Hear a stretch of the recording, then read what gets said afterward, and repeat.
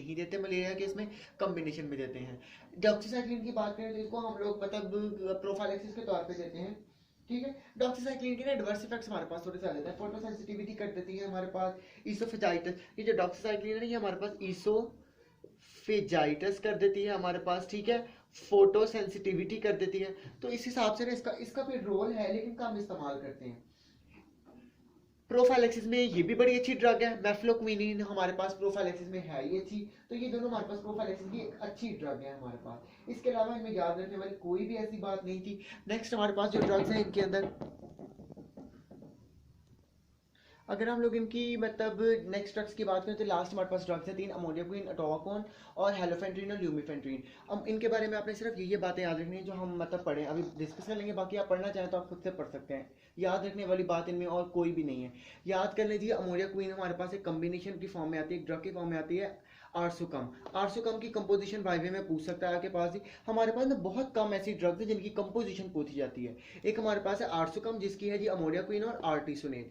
हमारे पास वैसे तो ये लो कॉस्ट है, बड़ी अच्छी ड्रग कंसीडर की जाती है कुछ कंपनीज में। क्यों? क्योंकि सॉरी कुछ कंट्रीज में, जहां पे हमारे पास बिकॉज इसकी कॉस्ट बड़ी लो है तो लोग प्रेफर कर लेते हैं इसको हमारे पास। लेकिन अब ये इस्तेमाल नहीं हो रही है, कुछ कंट्री में तो बिल्कुल ही बैन है एक तरह से, क्योंकि इसकी टॉक्सिसिटी बहुत ज़्यादा हो जाती है हमारे पास।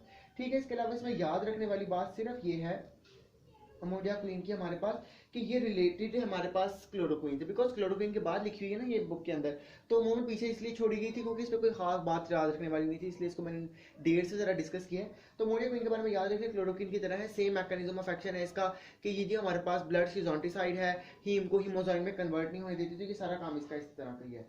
ठीक है जी, पी फाल्सीपैरम मलेरिया के केस में हम लोग दे देते हैं इसको, लेकिन प्रेफर नहीं करते हम लोग। ठीक है जी, कीमोप्रोफाइलेक्सिस के तौर पे भी दे देते हैं। नेक्स्ट हमारे पास है जी अटोवाकोन। अटोवाकोन के बारे में याद रखने वाली बात जो ये है ना हमारे पास, कि हम लोगों ने एक ड्रग पढ़ी थी प्रोगुआनिल, अगर आपको याद हो लास्ट अभी प्रोगुआनिल, प्रोगुआनिल के बारे में ना हम लोगों ने पढ़ा था कि हमारे पास फॉलिक एसिड सिंथेसिस इनहिबिटर है हमारे पास, डाइहाइड्रोफोलिक एसिड डाइहाइड्रोफोलेट रिडक्टेज एंजाइम को ना ये हमारे पास इनहिबिट करती है।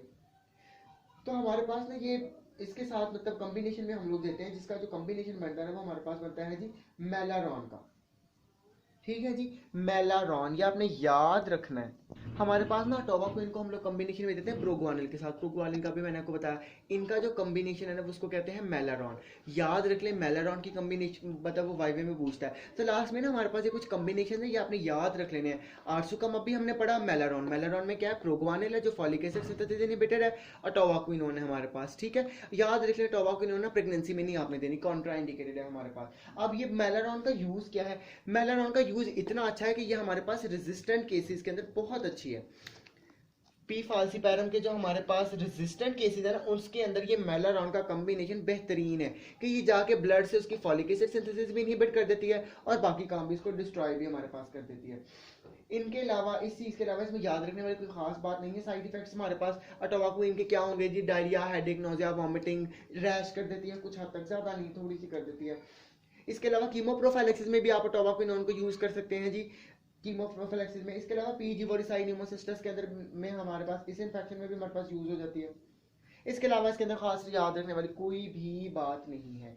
नेक्स्ट हमारे पास है जी हेलोफेंट्रिन और ल्यूमीफेंट्रिन। हेलोफेंट्रिन की तो कार्डियोटॉक्सिसिटी इतनी ज्यादा है हमारे पास कि इसको तो इस्तेमाल ही नहीं करते हम लोग। और जहां तक बात है हमारे पास ल्यूमीफेंट्रिन की, ल्यूमीफेंट्रिन का भी हमारे पास एक कॉम्बिनेशन बहुत मशहूर है। इसका जो कॉम्बिनेशन है ना हमारे पास उसको कहते हैं जी क्वार्टम, की कंबाइन होती है हमारे पास आर्टिमिथर के साथ। आपको याद हो मैंने आर्टिमिसिन जब शुरू में करवाए थे ना और डेरिवेटिव, तो मैंने 5 कॉम्बिनेशन लिखे थे। आपने कॉम्बिनेशन को रट्टा लगा लेना, याद कर लेना, घोल के पी लेना ताकि आपको पता हो। तो हेलो ल्यूमिफेंट्रिन को ना हम आर्टिमिथर के साथ देते हैं इन द फॉर्म ऑफ क्वार्टम, सॉरी। ठीक है जी, हमारे पास ये, इसके अलावा इसमें कुछ भी बात जो है ना ऐसी वो याद रखने वाली नहीं है हमारे पास। एट द एंड हम थोड़ी सी बात कर लें इस हवाले से कि हमारे पास, हाँ, ये जो कॉम्बिनेशन है ना रेजिस्टेंट केसेस में हमारे पास बहुत अच्छा है, बहुत ही ज़्यादा अच्छा है in the case of resistant cases. अगर हम लोग बात करें इंपॉर्टेंट की, तो आप ये बातें याद रख लें अगर आपको वाइवे में या सिनेरियो में या क्वेश्चन में एमसीक्यू में आई थी कि नॉन फाल्सीपैरम मलेरिया है, एक तो है जी नॉन फाल्सीपैरम और दूसरा है जी नॉन रेजिस्टेंट, तो आपने क्लोरोक्विन दे देनी है। क्या कहा मैंने जी कि नॉन फाल्सीपैरम है, नॉन फाल्सीपैरम है और नॉन रेजिस्टेंट है, तो आपने क्लोरोक्विन दे देनी है। ठीक है, क्लोरोक्विन को प्रेफर किया जाता है, फर्स्ट ड्रग ऑफ चॉइस हमारे पास होती है, आपने किसी और ड्रग की तरफ नहीं जाना। अगर आप वो लोग कहें कि जी पी विवैक्स है, अगर उन्होंने मेंशन कर दिया कि विवैक्स या ओव्यूल में से कोई प्लाज्मोडियम है हमारे पास, तो आपने क्लोरोक्विन के साथ हमारे पास प्राइमाक्विन ऐड कर देनी, क्योंकि मैं पता है प्राइमाक्विन इज अ टिश्यू शिजोंटिसाइड। ठीक है, अगर वो आपको कह दे जी कि रेजिस्टेंट पी फाल्सी पैरम है, आपके पास रेजिस्टेंट है और है भी पी फाल्सी पैरम, तो आपने पहले जाना है जी कोआर्टम के पास।